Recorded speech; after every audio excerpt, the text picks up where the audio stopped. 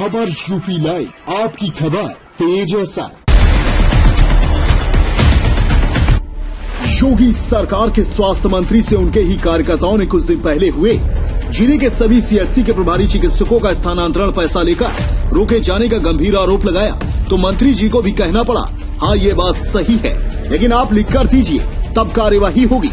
स्वास्थ्य मंत्री ने मामले पर अनभिज्ञता जताते हुए कहा, हमें जिले के किसी भी चिकित्सकों की शिकायत अभी तक नहीं मिली है। कहा कि जिलाधिकारी या मुख्य चिकित्सा अधिकारी सीएचसी प्रभारियों का स्थानांतरण नहीं कर सकती हैं। फिर भी ऐसा किया गया, जिसका शासन ने संज्ञान लेकर उसे कैंसिल किया। कार्यकर्ताओं ने सवाल किया कि यदि जिलाधिकारी व मुख्य चिकित्सा अधिकारी चिकित्सक का स्थानांतरण नहीं कर सकती, तो फिर स्वास्थ्य सुविधा सुधारने व अधीक्षकों की मनमानी रोकने के लिए वे क्या कर सकते हैं। यदि मुख्य चिकित्सा अधिकारी अपने जिले के चिकित्सक का स्थानांतरण नहीं कर सकते, तो एसपी थाना अध्यक्ष को बीएसए शिक्षक को कैसे स्थानांतरित करते हैं।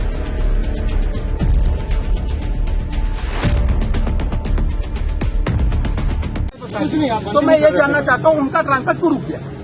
इसलिए कि वो सरकारी तौर पर नहीं हुआ। मतलब सरकार ये अनुमति दे रही है कि अगर कोई बच्चा मर गया हो, दूसरा भी मरने की स्थिति हो, जब तक वो मर नहीं जाएगा तब तक हमारा जो डॉक्टर है वो उसका इलाज नहीं करेगा।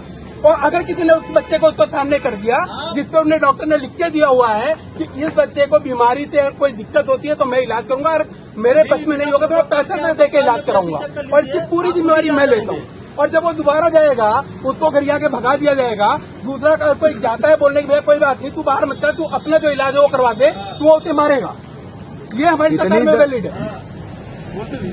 मनोबल नहीं, ये तो कोई बात नहीं कि आपको सुनना नहीं है।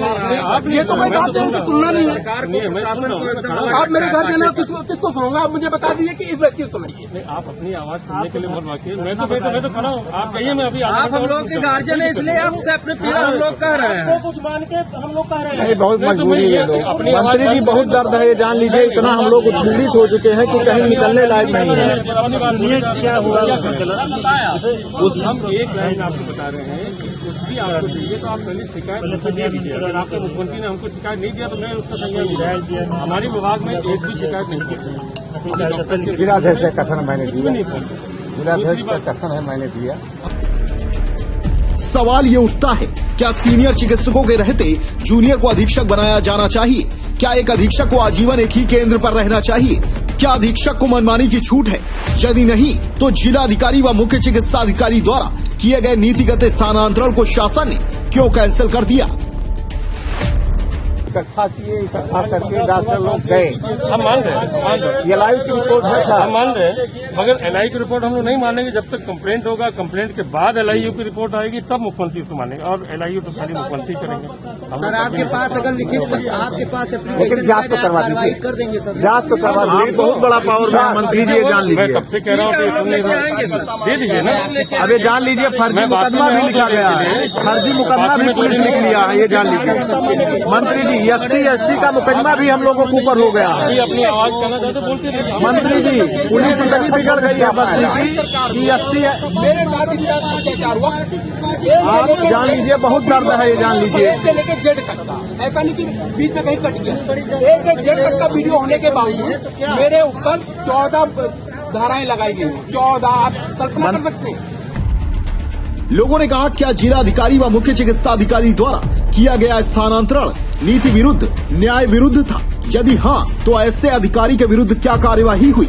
गौरतलब है कि हाल ही में सामुदायिक स्वास्थ्य केंद्र कप्तानगंज में एक मरीज का इलाज करवाने गए बीजेपी नेता विनीत तिवारी से प्रभारी सीएचसी की नोकझोंक हुई, जिसके बाद डॉक्टर समर्थकों ने बीजेपी नेता की जमकर धुनाई कर दी।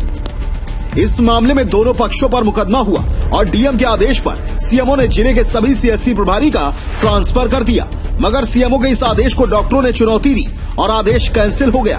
इसके बाद सारे डॉक्टर अपनी तैनाती स्थल पर अब भी जमे हुए हैं। वहीं बीजेपी नेता सीएचसी कप्तानगंज के प्रभारी डॉक्टर विनोद के खिलाफ अभी तक कोई कार्यवाही न होने से बेहद नाराज दिखे और बस्ती पहुंचे। स्वास्थ्य मंत्री की गाड़ी को रोककर उनके सामने अपनी भड़ास निकाली। कार्यकर्ताओं के सवालों का माकूल जवाब नहीं दे पाए और मंत्री जी कुछ ही समय बाद मौके से निकलने में ही अपनी भलाई समझे। ब्यूरो रिपोर्ट, खबर यूपी।